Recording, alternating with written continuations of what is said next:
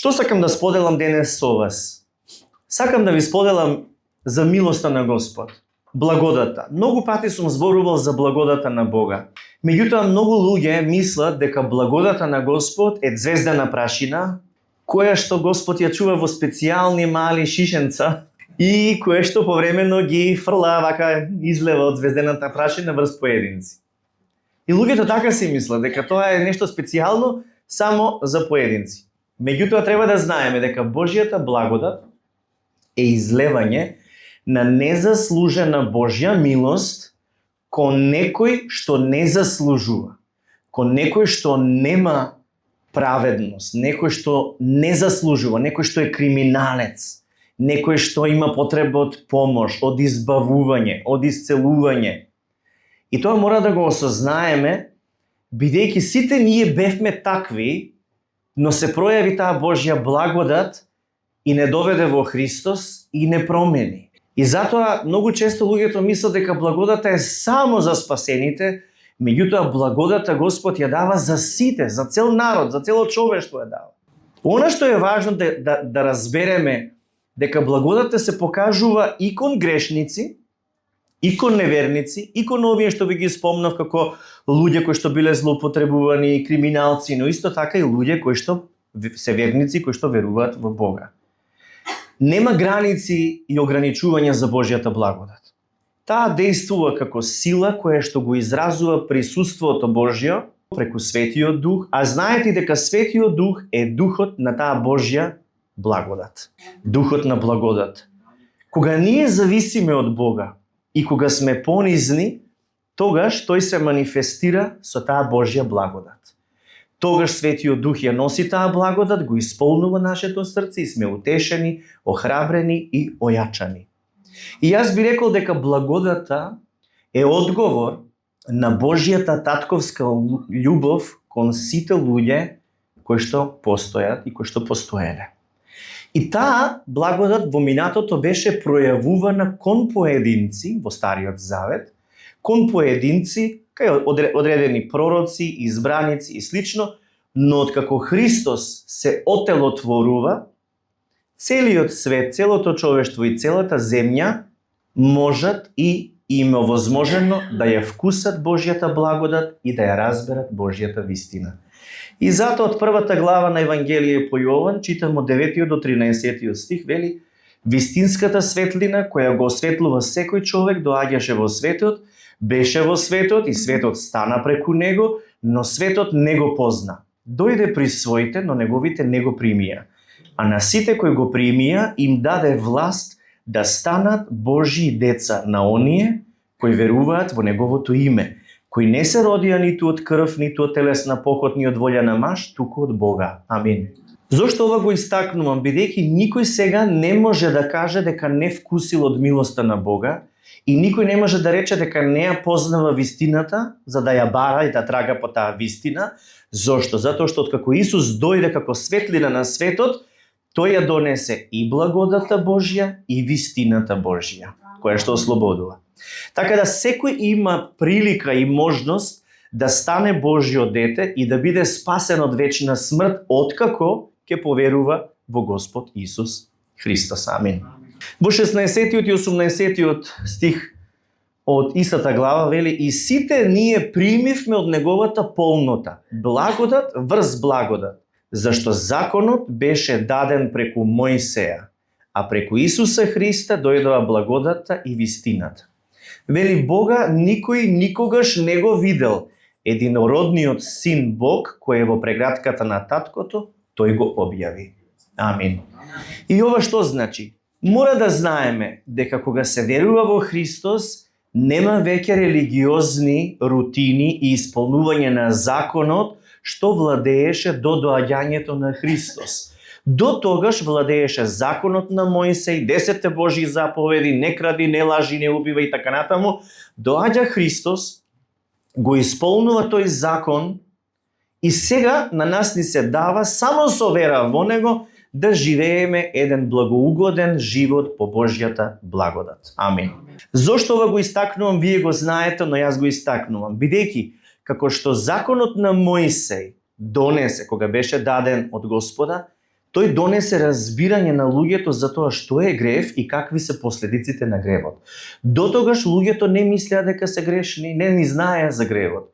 Но кога дојде законот на Мојсей, осознаа, законот им објави каков е Божиот стандард за светост и праведност и како според неговиот совршен закон се е всушност грешно и се е осудено на пропаст и на смрт. Но како што тој закон на Мојсей донесе разбирање за гревот, последиците на гревовите, така доаѓањето на Христос донесе разбирање дека Бог не љуби.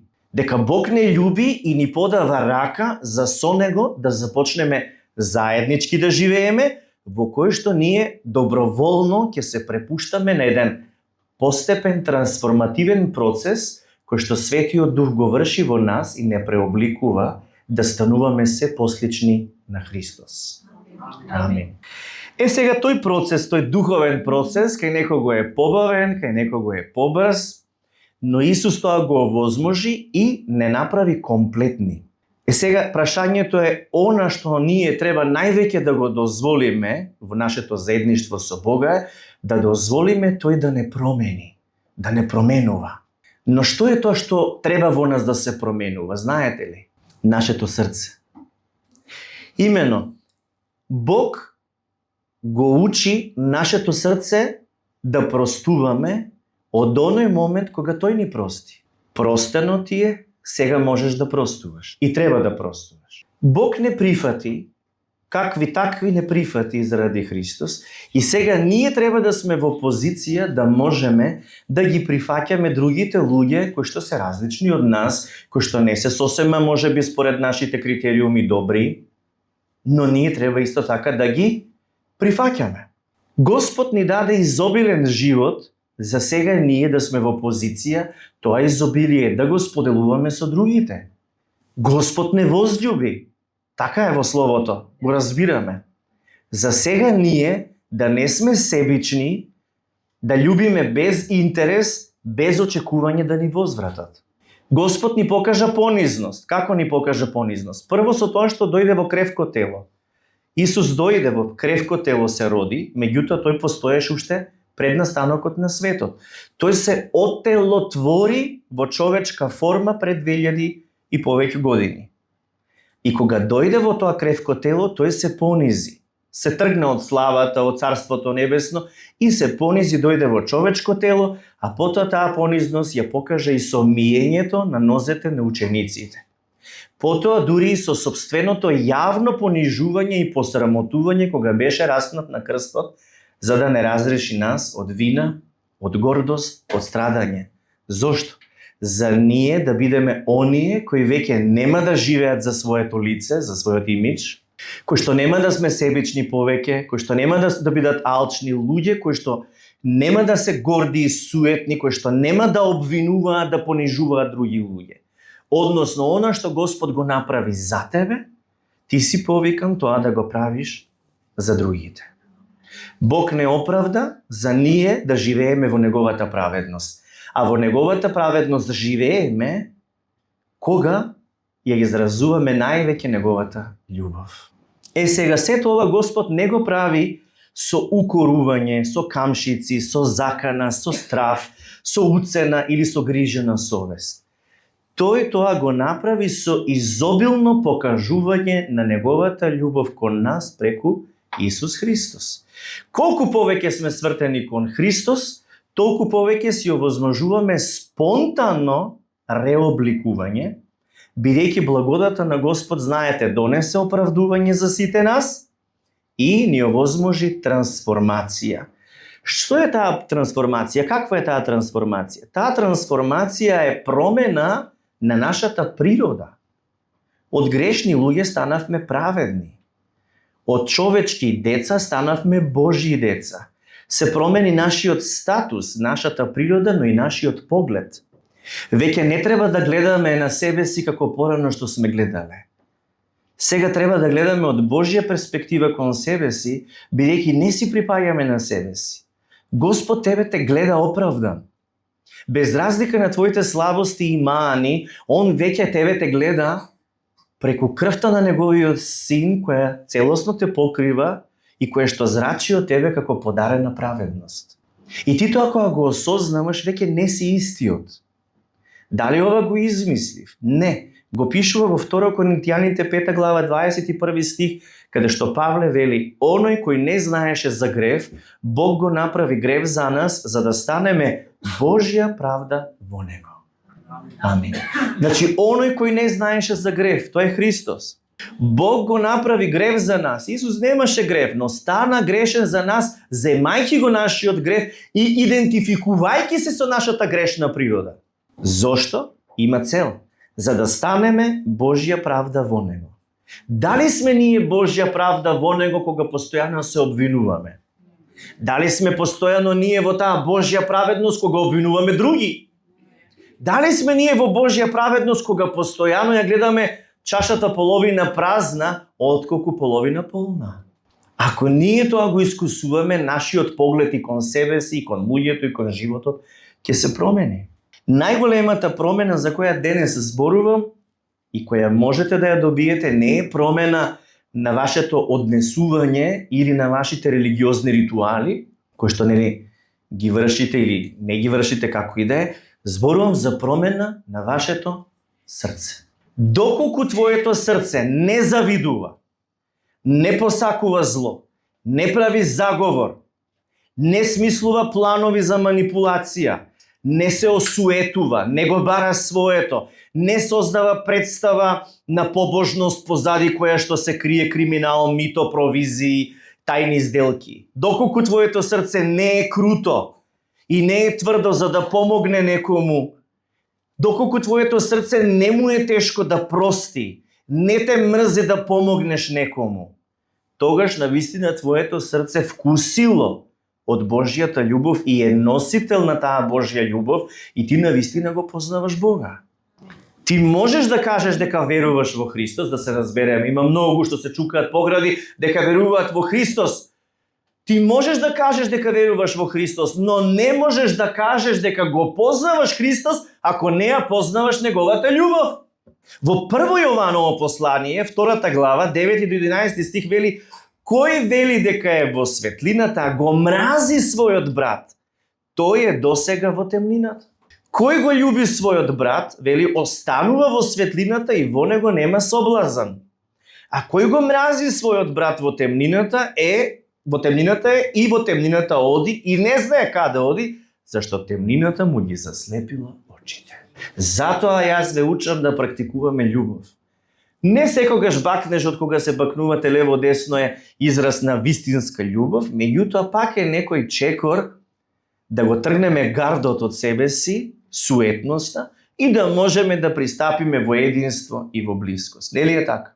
Зошто ви го прочитав сето ова за таа љубов? Бидејќи со овој пример од 1 Јованово послание гледаме дека нашиот фокус треба да биде во исполнување на заповеди кои што гласат да веруваме во Христос испратениот од Бога и да ги сакаме луѓето како себе си. Да не сгрешив нешто. Да не ги кажав правилно заповедите. Отинели велат, гласат: сакај го Господ твојот Бог со сето своје срце, душа, сиот, разум и сила и сакај го ближниот како себе си. И истите во ова послание, во 1 Јованово послание, во 3 глава, гласат вака: а Божјата заповед е да веруваме во Неговиот Син Исус Христос и да се сакаме еден со друг. Така ни заповеда Исус. Оние што се придржуваат до Божите заповеди, живеат во нераскидливо заедништво со Бог и тој трајно живее во нив. Како знаеме дека Бог живее во нас? Доказ за тоа е Светиот Дух што ни го даде Христос. 23-24 стих. Амин. Значи денес за овој празник сношти стоев до 2 часот, мислам дека беше, и го пишував ова кое што Господ ми го даде. И ви зборувам за сакање еден со друг. Бидејќи ние можеме да се представуваме многу големи верници, меѓутоа ако не научиме да се љубиме еден со друг и да бидеме искрени, и ако не го подадеме нашето срце во Божји раце за тој да го обновува, променува и моделира, тогаш ние камен носиме во себе си. па тогаш така ќе испадне. Но фала му на Бога што ни даде срце од месо, ново срце, кое што де факто треба да пулсира во неговата љубов. Да се сакаме еден со друг, верувате, не е лесно. И затоа Словото вели трпете се еден со друг. И јас многу подоцна во животот разбрав дека различно е да сакаш некого од тоа да му веруваш некому. Јас поминував низ тој процес и се уште поминувам. Знаете, ме повредувале во мојот приватен живот, но мојата грешка беше што се доверував на луѓето, споделував она што го имам на срце на пријателите, ама не сгрешив што ги сакав. Дали сваќате? Пак ги сакам и би можел пак да ги сакам во иднина, но без да им верувам. Сакам да ве поучам нешто. Бог сака да љубиме, да се сакаме еден со друг. Но не вели да веруваме еден на друг. Различно е.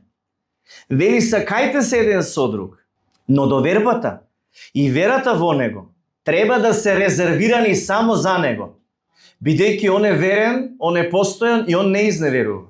Затоа неопходно е неговото место во нашиот живот и нашето срце да не го пополнуваме со пријателите, роднините, децата, партнерот, работата, амбицијата. Туку едноставно да му допуштиме тој да ни биде татко, тој да ни биде советник, тој да ни биде утешител, тој да ни биде пријател, да научиме да му веруваме. Да научиме да му веруваме и така тој не променува, бидејќи тоа е за наша изградба. Зошто ви го кажувам ова? Затоа што на оно што му веруваш, на тој му даваш конците од твојот живот, му ги предаваш во негови раце. Тоа можеш да го направиш само на Господ. Така е, на Исус. Се во негови раце да биде и знаеш дека си на безбедно. Почнеш ли да веруваш на некому, безрезервно да се предаваш, тогаш му даваш место и позиција за контролирање, за власт, за управување. И тоа е грешка ако го правите тоа, бидејќи тоа место и таа состојба исклучително е резервирана само за Господ Исус Христос. Овој Божји е празникот кој што го доживувате пред вашите наредни предизвици. Некои од тие предизвици можат да бидат патувања. Некои од тие предизвици можат да бидат нови успеси, ново живеалиште, нова работа, но исто така може да биде смрт или грабнување. Господ сака да не подготви, да не изгради за секоја ситуација.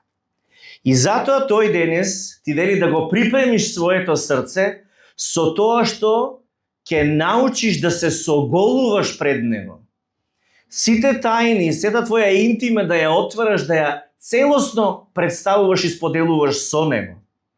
И на тој начин да побараш доброволно тој да го омекнува твоето срце, за да станеш понизен човек, живеејќи со верата во Христос, и исто така и со сакањето на луѓето околу себе си.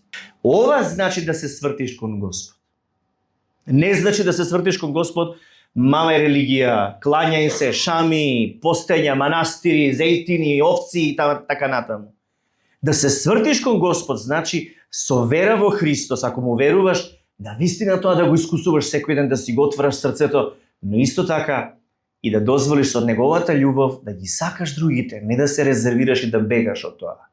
2 Коринтијани вели 3 глава 16 и 18 стих: но кога човек ќе се сврти кон Господ, превезот се отстранува. Кога се отстранува превезот, слепилото? Глупоста кога се отстранува? Кога ќе се свртиш кон Господ. И вели Господ е во единство со Духот.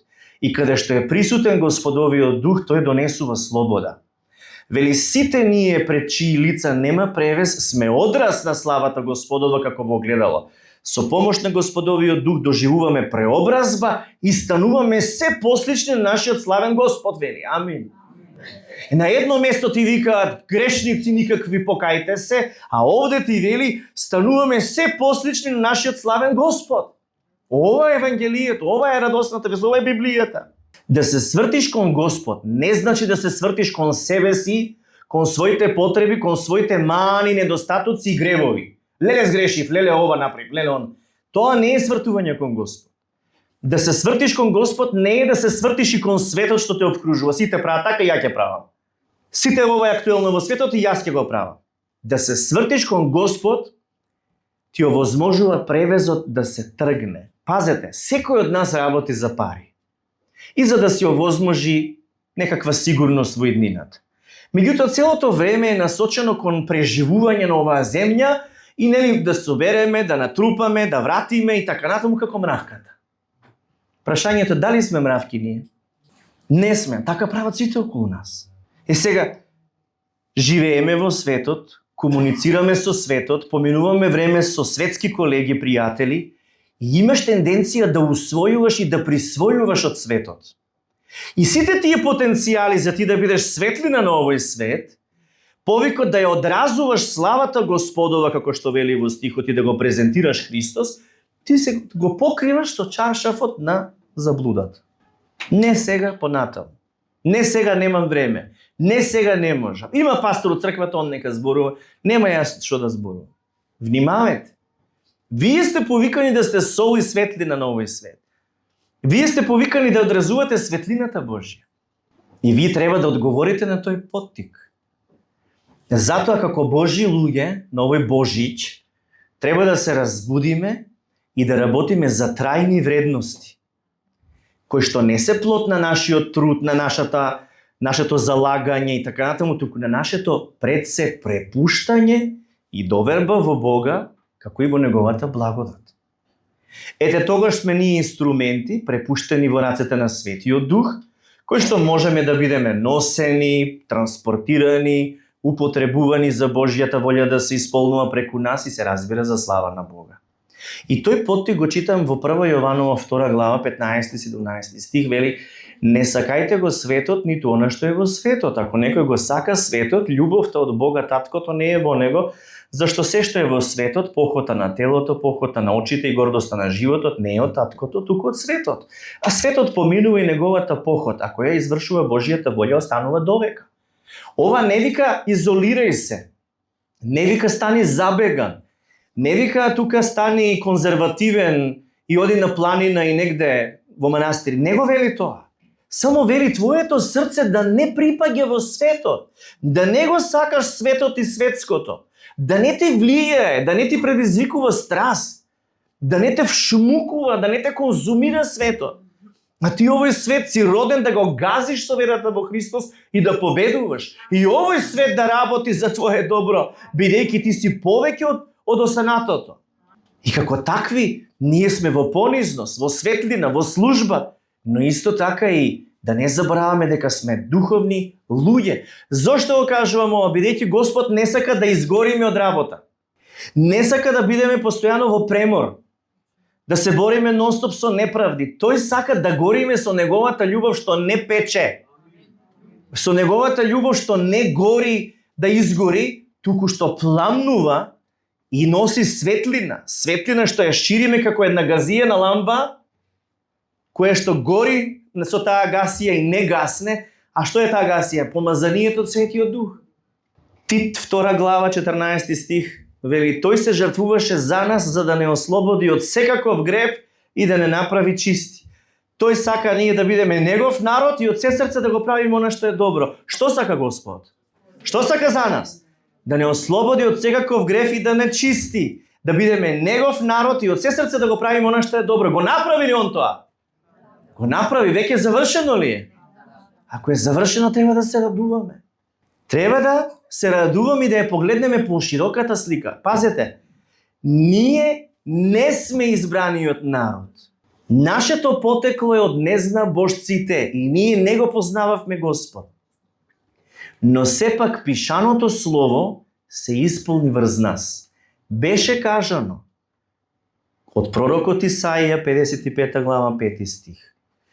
Еве вели, ќе повикаш народ кого не го познаваш, и народ што не те знае ќе дотрча при тебе заради Господа твојот Бог и заради Израелевиот светец, зашто тој те прослави. Пазете, тоа се исполни. Народ кого не го познаваш, народ што не те знае ќе дотрча при тебе заради Господ твојот Бог, заради Израелевиот светец, Зашто тој те прослави. Ова е пишано 700 години пред Христос да дојде. И ова се исполнува за сите народи кои што не беа израелци. Кој е тој народ? Таму сме и ние. Значи, преку Христа стануваме Божји народ. Ако сме негови, сега треба да живееме во таа праведност што Христос ни ја подари, а не во религија, исполнување на закони, ритуали и слични ситуации. Како тоа можам да ви го представам? Римјани 9 глава, 30 до 33 стих. И така вели, што ќе кажеме? Народите кои не се стремеа кон праведноста, ја примија праведноста и тоа праведноста која е преку верата. А Израел, стремејќи се кон законот на праведноста, не стигна до законот. Зошто? Зашто не настојуваше да го постигне со верата, туку со делата на законот. Се сопна од каменот на сопнување, како што е напишано, еве на Сион поставувам камен за сопнување и стена на соблазан, и кој верува во него нема да се посрами. Значи, што објаснува? Израел, кој што сакаше да се оправда пред Бога со делата на законот, не го направи тоа, не успеа во тоа, додека народ, ние, изгубените, кој што не се ни стремевме кон праведност, ја добивме таа праведност од Бога, која што се прима преку верата. Колку убаво нешто е пишано, каква голема привилегија е тоа. И сега, кога ние сме привилегирани и благословени, треба да живееме според некаков религиозен концепт и критериум. Тоа го прават луѓето што не знаат што овозможи Христос и што пишува во Светото Писмо. Затоа истакнувам верувањето во Христос. Не клањај се, крсти се, свекички, зејтинчиња, жртви и така натаму. Верувањето во Христос треба да е секојдневниот копнеш на нашата душа. Вчера нашата душа беше наситена од него, ама денес сака повторно. Утре сака повторно. Сака да е прегрната нашата душа. Сака да е наситена, сака да е потполнета целосно со него. Тоа е принципот на лебот наш насушен, дај ни го и денес. Тој принцип ни го возможи Христос, давајќи го своето тело како лебот наш насушен, животодавниот леб кој што ни го дава секој ден, давајќи се за нас, ни овозможи секој ден да се храниме и да чекориме. Тоа е тој стих кој што вели, потребно е секој ден да го земеме својот крст и да го следиме, да се наситуваме со него. Во него да наоѓаме потполност и во него да развиваме зависност. Значи, верата во Христос ни овозможува да сме понизни, а тоа е основната позиционираност за постојано да го примаме непресушниот водопад на Божјата благодат, која што тече од Божјиот престол директно кон нас. Исто така ќе истакнам, преку Христос имаме достап до срцето на Бога. Тој дојде за да ни го објави името на Бога како наш татко, но неговото доаѓање не само што имаше цел и лично залагање, жртвување и страдање. Исус дојде за да живее исполнувајќи го законот за нас, умирајќи наместо нас и заради нас. Амин. Римјани 5 глава, 6 до 11 стих вели вака, и со ова завршувам. Имено уште додека бевме безпомошни, во вистинскиот момент Христос умре за нас. За кого? Вели, иако ние не го познававме Бога. Тешко би се нашол човек што би се понудил да умре дури за некој праведен човек. За исклучително добар човек може би некој би се решил да умре, но Бог ни покажа колку многу не сака кога го испрати Христос да умре за нас уште додека бевме грешници. Сега вели, откако сме оправдани преку крвта на Христос што се пролеа за нас, можеме да бидеме уште посигурни дека заради Исус ќе бидеме поштедени од Божјиот гнев. Ако додека уште бевме непријатели се смиривме со Бог преку смртта на Неговиот Син, колку посигурни можеме да бидеме сега, кога сме смирени и кога Исус е жив, дека ќе бидеме поштедени од Божјиот гнев. Затоа, вели, имаме причина да се гордееме со Бог и со она што Тој го направи за нас со посредство на нашиот Господ Исус Христос, кој што не смири со Бог. Амин. Затоа денес помирени со Бога, во Божјиот шалом и во радоста на Господ, ние сме благодарни што Бог Таткото го даде Неговиот единороден Син Исус за сите нас. И ние го цениме тој чин на љубов, со тоа што нели си го жртвуваше синот за наше спасение, а тоа кога ние го покажуваме како благодарност, како почит, како ценење на тој дар, го правиме кога го славиме и издигнуваме името на Господ Исус Христос. Словото за денеска може би е долго, може би е кратко, но е длабоко. И треба да се размисли. Зошто? Затоа што не е само формата земја на христијанството. Суштината е важна. Љубовта на Бога. Таа љубов ја живееш, ја практикуваш и таа те моделира. Таа љубов доаѓа во нашето срце преку Светиот Дух и не учи да сме понизни, да сме многу трпеливи. Само така можеме и да простиме, ако ни удрат по едниот образ да го завртиме другиот образ. Но да не заборавиме, некогаш мешаме љубов и вера. Љубете, ама не верувајте на луѓето. Помагајте, но не очекувајте за возврат. Јас го научив тоа и се прашував каде ли грешам, додека не научив дека само Христос треба да ми е доволен. Кога тој ми е помошник, утешител, советник, тогаш моето срце е исполнето и нема потреба да се доверува на цело мало. Сега размислете пред да почнете со жалбите, поплаките, со списокот од што сте незадоволни од маж, жена, работа, држава и така натаму, пред да почнете, дали тој список го кажавте на Господа. Ако го направите тоа во молитва, со кафе или без кафе, додека седите на страна и насамо со него, после дури ќе немате потреба тоа да го разговарате и со колегите, и со семејството, ниту да ги трујете луѓето, ниту да ве трујат вас. Затоа внимавајте, она што треба да го споделите, споделувајте го со Бога, развивајте вера и доверба во Него. А кога сте со Него, тогаш тој ви возможува таа љубов да тече низ вас, да имате разбирање, да ги љубите сите, ама да не сте нивни марионети. Христос се роди и ни овозможи и ние да сме преродени, да сме спасени и сега да пребиваме во Божјата вистина, која што не ослободува од заблуда, од погрешни верувања и од погрешна животна филозофија, би рекол. Светото писмо ни открива целата Христова наука, која што ни дава сосема поинаков божествен поглед кон тоа кој сме во Христос и како Господ сака да живееме. Слава нека е на Господа.